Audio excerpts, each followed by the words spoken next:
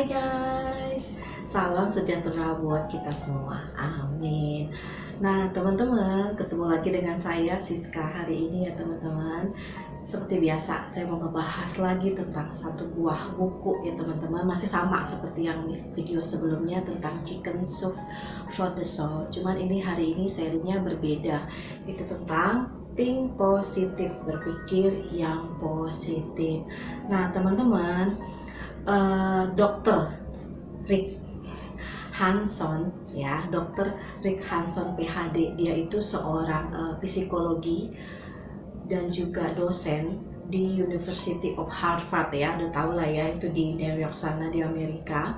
Dia mengatakan memang manusia itu cenderung untuk berpikir negatif gitu. Kalau cenderung berarti suka gitu ya teman-teman ya, suka. Memang otak manusia itu distimulasi memang suka untuk berpikir yang negatif.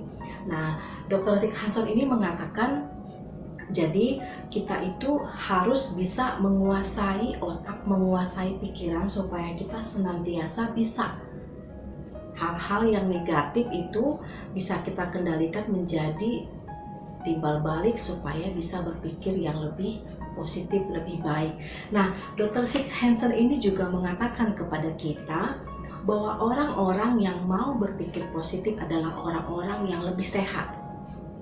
Ya, orang yang lebih sehat. Seperti Alkitab kan ngomong ya, hati yang gembira itu adalah obat gitu. Jadi orang-orang yang mau menguasai pikiran untuk berpikir positif adalah orang-orang yang sehat dan juga dia lebih produktif.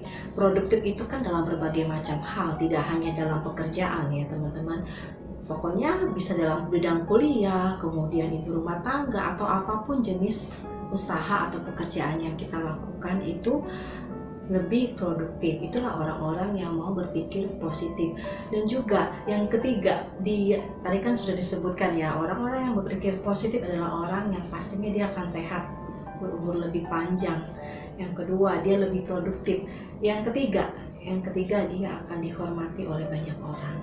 Pastinya ketika kita bertingkah positif, berpikir positif, orang-orang pasti akan lebih menghormati kita, akan lebih suka ngobrol dengan kita ya teman-teman. Jadi peneliti bahkan dosen psikologi mengatakan bahwa memang otak kita manusia lebih cenderung suka berpikir negatif, tapi kita juga diberikan kelebihan oleh Allah, oleh Tuhan Yesus untuk bisa mengendalikan pikiran kita, karena kita lebih tinggi derajatnya dibandingkan ciptaan dia yang lain kan gitu teman-teman ya. Jadi itu pilihan kita semua, mau berpikir positif atau negatif ya teman-teman. Nah teman-teman, buku Think Positive ini yang ditulis oleh Jack Canfield beserta timnya itu tentang think positif. Dia tulis tentang 101 kisah inspiratif tentang mensyukuri karunia dan bersikap positif. Nah, diawali dengan kata pengantar ya, kata pengantar yang ditulis atau dia Jack Canfield meminta kesaksian gitu dari seorang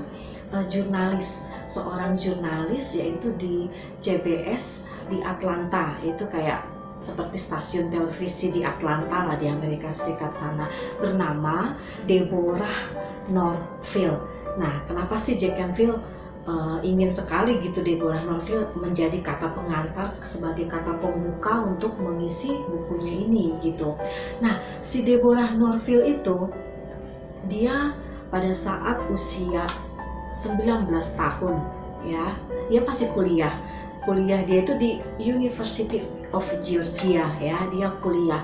Nah, di usianya yang berumur 19 tahun, dia diberi kesempatan untuk mewawancarai Presiden Amerika Serikat saat itu yang bernama Jimmy Carter. Jimmy Carter ini sekarang sih sudah meninggal ya teman-teman, tapi dia merupakan Presiden Amerika Serikat yang ke-39 ya, Presiden Amerika Serikat yang ke-39, dan Presiden Jimmy Carter ini mendapatkan penghargaan Nobel Perdamaian tahun 2012. Nah, sekarang teman-teman bayangin deh, di usia 19 tahun sudah bisa mewawancarai seorang presiden gitu kan. Tidak orang sembarangan teman-teman ya untuk bisa mewawancarai di sebuah stasiun televisi di mana tempat dia bekerja untuk mewawancarai presiden. Nah, tetapi teman-teman, pada saat dia memulai bekerja, memulai karirnya, si Deborah ini, dia itu melamar di stasiun CBS ini yang di Atlanta. Itu betul-betul dia mendapatkan perkataan ya, perlakuan yang tidak mengenakan gitu, karena dia masih kuliah, lalu dia melamar kerjaan di stasiun televisi ini gitu.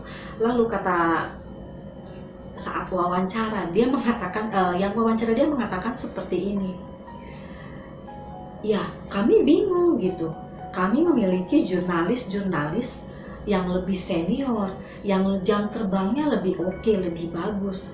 Lalu kalau kita terima kamu menjadi jurnalis di sini, ya kan nggak lucu gitulah bahasanya gitu. Ya kan nggak lucu gitu. Apa artinya ini yang berpengalaman nih, jurnalis yang sudah ada gitu. Kamu masuk masih kuliah, umur yang masih sangat muda gitu kan. Tetapi dengan kegigihannya si Deborah ini, dia akhirnya diterima untuk bekerja di stasiun televisi di Atlanta ini teman-teman. Nah, dia sepanjang dalam walaupun dia sudah diberikan kesempatan untuk mewawancarai Presiden Amerika saat itu, tapi teman-teman sekantornya, teman-teman stasiun televisi itu selalu meremehkan dia sepanjang dia bekerja di sana begitu teman-teman. Dia walaupun melakukan hal yang sudah baik gitu kan, nama stasiun televisinya sudah mulai dikenal banyak orang karena usaha dia, tapi tetap saja teman-teman tidak menghargai dia. Nah teman-teman, tetapi walaupun dia seperti itu, dia tidak pernah pantang mundur teman-teman. Dia mempunyai 3 prinsip dalam hidupnya ya, yang diberikan kepada buku ini yang saya akan sampaikan ke teman-teman. Yang pertama, bekerja keras. Ya, setiap kita pasti bisa bekerja keras. Oke, yang kedua adalah mau belajar hal baru. Pastinya ketika kita bekerja dimanapun, kita pasti mau selalu belajar hal baru. Ya kan, kita nggak bisa komputer caranya bagaimana bikin grafik atau melihat bagaimana penjualan perusahaan setiap tahun, misalkan perkembangan tiap bulan, tiap tahun kita nggak tahu, tapi kita harus cari tahu gitu kan. Informasi sekarang sudah semakin luas ya kan teman-teman. Atau mungkin kita akan mengajukan proposal gitu kan untuk mengajukan proyek baru, kita pasti bisa belajar, harus tahu gitu. Nah yang ketiga betul-betul penentu teman-teman. Deborah Norville mengatakan memiliki kemampuan melihat dari sisi terang. Ya, dia bilang melihat kemampuan gitu. Jadi tidak semua orang mampu berarti. Seperti yang tadi pertama saya katakan tadi kan, bahwa otak manusia itu cenderung berpikir negatif. Tapi si Deborah juga mengatakan orang harus memiliki kemampuan melihat dari sisi terang. Sekarang ya teman-teman, kalau si Deborah ini ya mendapatkan perlakuan yang gak enak lah, omongan setiap hari, dikucilkan dengan teman-teman kantornya, padahal dia sudah melakukan yang terbaik, tetap aja dia dikucilkan. Alah segitu doang gitu ya kali ya bahasanya, alah segitu doang gue juga bisa gitu kali ya. Ya teman-teman ya, nah, manusia kan begitu, sukanya begitu teman-teman. Itu udah terbukti tadi penelitiannya seperti itu. Tetapi Deborah Norville mengatakan kita harus memiliki kemampuan untuk melihat sisi terang. Bagaimana kita bisa saat kita dikucilkan di keluarga, mungkin saat kita dikucilkan oleh teman-teman kita, atau kita dikucilkan oleh keluarga kita, kemudian dikucilkan lagi, yang lebih sakit lagi sih di dalam perusahaan kita bekerja atau tempat usaha kita, ketika kita dibilang tidak mampu gitu. Bagaimana kita bisa melihat sisi terang dari penolakan, dari kata-kata yang tidak baik gitu? Bagaimana kita bisa tetap survive gitu kan teman-teman ya. Nah akhirnya dia mengatakan kepada kita, bagaimana kalau Deborah mengatakan kepada kita, bagaimana kalau ketika kita sakit kita mengalami kemunduran, karena si Deborah ini juga mengalami penolakan. Dia kan di stasiun televisi, dia mengajukan program proposal agar dia bisa ditayangkan di televisinya, tapi dia berulang-ulang ditolak, teman-teman. Bahkan dia juga pernah mengalami proyek baru dia kegagalan karena ratingnya turun. Kalian tahu lah ya kalau dunia pertelevisian seperti apa. Dia begitu banyak menerima penolakan, tetapi dengan kegigihan dia mau melihat, oh ya, kalau saya hari ini gagal, kegagalan saya ini bisa menjadi saya tetap semangat. Ya kan, kalau gagal, kalau kita teman-teman, kalau kita nggak gagal, kita nggak pernah tahu loh gagal kita di mana gitu, salah kita di mana. Nah, kalau kita gagal, kita akan terus berhati-hati. Kita akan lihat, oh saya gagalnya di situ, dan kita tidak akan mengulang itu di masa yang akan datang. Seperti itu teman-temannya. Dan juga si Deborah Norville ini mengatakan kepada kakak pengantarnya ini, dia mengatakan seperti ini. Bagaimana caranya agar kita bisa memiliki kemampuan melihat sisi terang? Yang pertama, hitung berkatmu. Gitu teman-teman. Kadang-kala ya nih dalam satu hari nih ya, mungkin kita tulis kegagalan kita lah, misalkan kena macet gitu ya kan, terlambat masuk kerja mungkin gitu. Nah, tapi kan kita juga harus renungkan berkat-berkat kita apa ya juga yang kita terima pada saat itu. Yang pertama, oh ya, walau macet tapi akhirnya bisa selamat sampai kantor, ya kan. Kemudian kita masih bisa tetap makan. Atau yang ketiga, oh teman kita traktir kita minum kopi, misalkan teman-teman, itu berkat loh, ya kan. Yang keempat, oh ternyata walaupun macet, ternyata bos ngasih bahwa kita prestasinya yang baik. Jadi terus yang kemudian di rumah, oh ya, anak kita mendapatkan nilai ulangan yang baik. Jadi kita tuh suka ya, gagal kita tuh satu hari cuma 3 gitu, berkatnya banyak yang harus disyukur, tapi kita fokusnya kepada 3 ini. Ya itu tadi, karena kita cenderung hal yang negatif kan teman-teman ya. Jadi hitung berkatmu ya, hitung berkat itu lebih banyak sebenarnya daripada kegagalan kita hari ini ya teman-teman. Nah, terus yang kedua Deborah Norville mengatakan, kalau ada di rumahmu hanya lemon, atau lemon teman-teman ya, lemon itu ya orang yang buah yang kuning. Kalau orang mau diet tuh minum lemon ya teman-teman, kayak jeruk lemon. Kalau di rumahmu hanya ada lemon, buatlah lemonade. Lemonade itu kan campuran dari teh, kemudian lemon, rasa air lemon, kemudian dikasih gula, kasih es. Aduh, seger banget jadi mau. Teman-teman, jadi gitu ya teman-teman ya. Jadi kalau maksudnya gini, kalau di rumah kamu punya lemon, kalau kamu hanya punya hal yang itu saja di rumahmu, misalkan di rumah itu cuma ada roti yang buat kita makan, ya udah panggang aja sama mentega jadi roti bakar gitu teman-teman. Jadi jangan kita selalu melihat apa yang dimiliki oleh orang lain gitu. Perhatikan apa yang kamu miliki, syukuri itu teman-teman ya. Jadi yang pertama tadi, hitung berkatmu untuk bisa terus berpikir positif. Hitung berkatmu. Yang kedua, jangan lihat apa yang dimiliki oleh orang lain. Syukuri apa yang ada, yang kamu punya. Ya teman-teman, tiba saatnya saya akan membedah satu cerita dari seri Think Positif ini. Nah, diberikan judul oleh penulisnya itu Hari di Mana Aku Bertemu dengan Dr. Norman Vincent Peale. Ya, ada sepasang suami istri teman-teman. Nah, istrinya ini bekerja di sebuah agen properti. Ya, agen properti itu yang berhubungan dengan, teman-teman tahu lah ya, bangunan, rumah, ya, ruko dan segala macamnya lah seperti itu. Nah, istrinya ini mengeluh kepada suaminya, aduh, komisi aku dipotong gitu. Jadi karena masalah ada keributan gitu, harusnya kan si istrinya ini yang menerima komisi dari satu proyek gitu ya, tetapi temennya yang lain juga menyabotase komisinya, sehingga pihak perusahaan mengatakan kepada istrinya ini tidak mau ikut campur, itu urusan kalian berdua saja gitu. Sehingga akhirnya kasus ini sampai harus ke pengadilan gitu. Kalau proses pengadilan kan teman-teman tahu lah ya, panjang banget prosesnya, dan istrinya ini merasa kayaknya cerita curhat pagi-pagi ya sambil sarapan, suaminya minum kopi gitu ya, aduh kenapa sih mesti begini gitu kan. Nah kebetulan si suaminya juga mengalami masalah yang sama di dalam pekerjaannya gitu.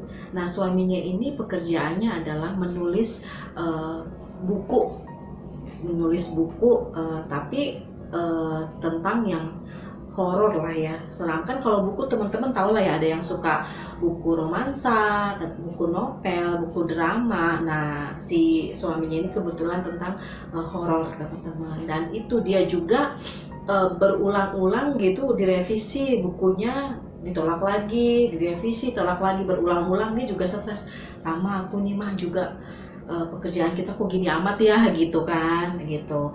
Nah akhirnya si suaminya ini dia mengingat seseorang, yaitu waktu dia saat-saat dia lulus SMA ya. Suaminya ini lulus SMA ya, berarti sudah ya mungkin sekitar 10 tahun lalu atau 5 tahun yang lalu ya teman-teman. Dia mengingat gitu bahwa dia itu sebelum jadi penulis yang terkenal saat ini, dia itu jadi aktor figuran gitu, aktor figuran ya kan, yang pas-pasan banget lah. Mungkin kalau kayak di Indonesia ya yang saya tahu ya, kalau saya salah maafin teman-teman ya, mungkin kalau figuran itu cuman berapa kali muncul di TV set gitu ya, cuman kakinya doang atau cuman belakangnya doang, dan dibayar cuman 100.000, 200.000 yang seperti itu, biar ada sedikit gambaran teman-teman. Nah itulah kehidupan si suaminya ini saat dia muda dulu. Setelah lulus dari SMA dia mengalami hal-hal yang susah banget gitu ya kan. Nah akhirnya dia dengan nabung sedikit dia bisa kuliah. Suaminya ini dia ingat ke masa lalunya yang 5 tahun yang lalu ya teman-teman gitu, karena dia mengalami hal yang sulit bersama istrinya hari ini, dan dia mengingat masa lalu gitu. Dia mengingat seseorang yang mengubah hidup dia gitu.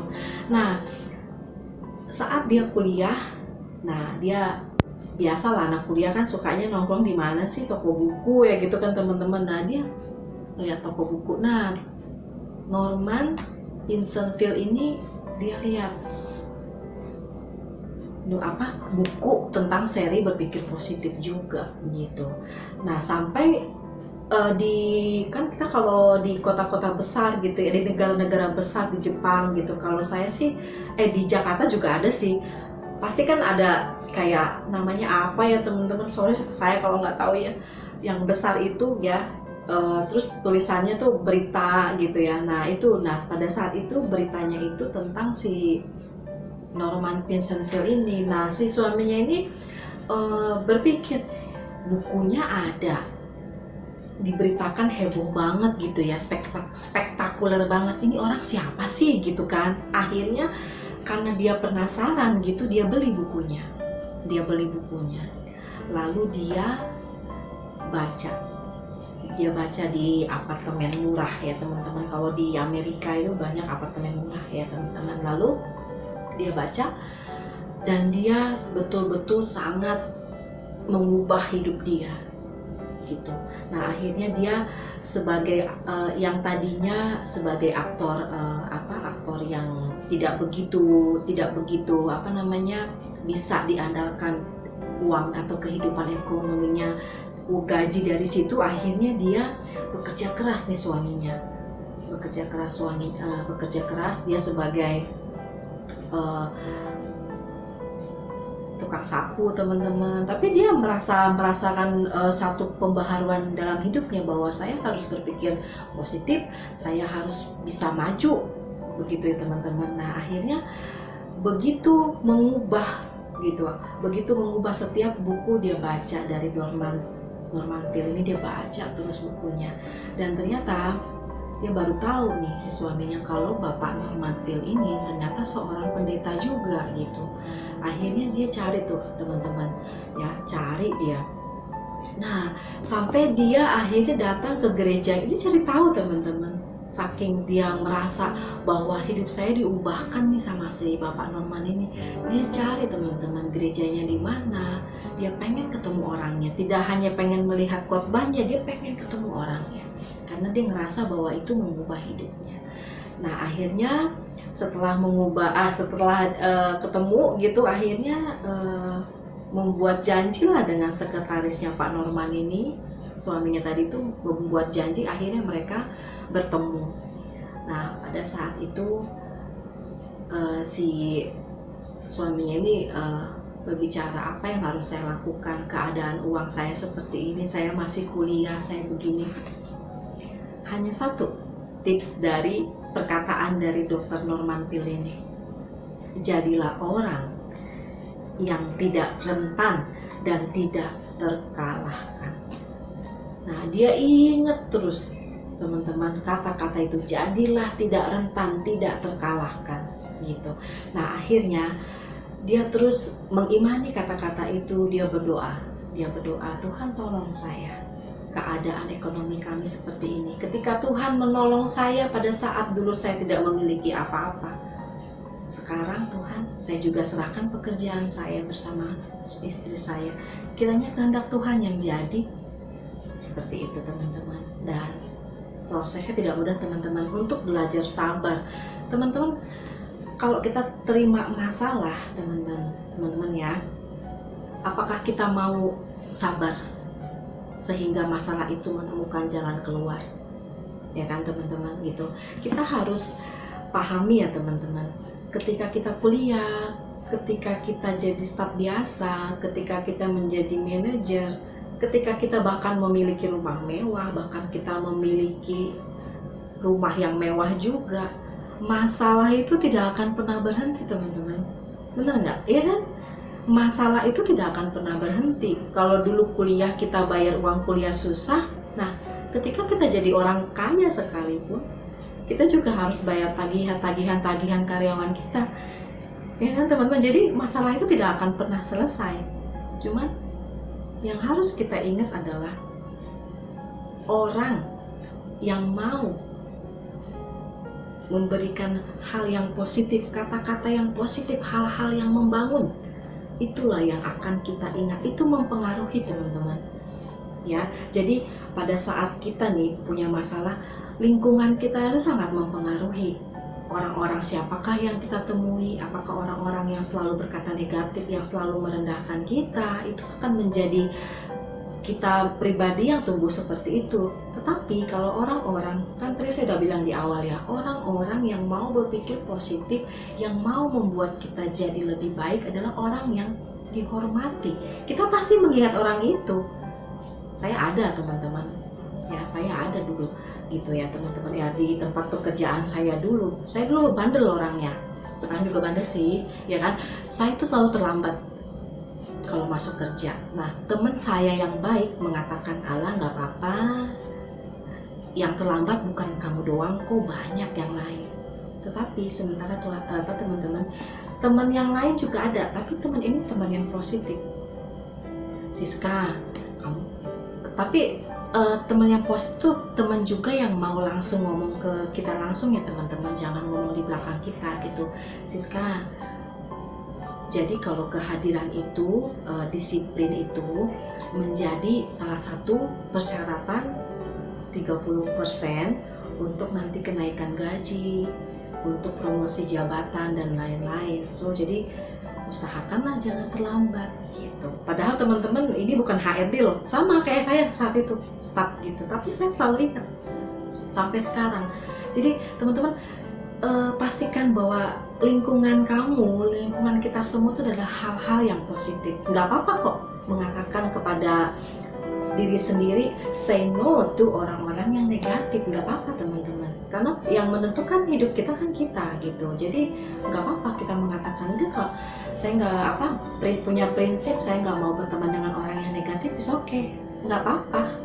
Betul, Tuhan juga bilang jauhkanlah kita dari pencemooh ya. Scroll teman-teman di bawah saya ada tuh ya, bahaya gosip, orang-orang yang suka ngegibah, ngegosip tuh juga ya nggak apa-apa kita tinggalin orang-orang yang seperti itu gitu. Jadi karena orang-orang yang berpikir positif, percaya deh teman-teman, kita akan mengingat dia, kita akan mengingat omongan dia saat kita merasa di dalam keadaan yang sulit gitu.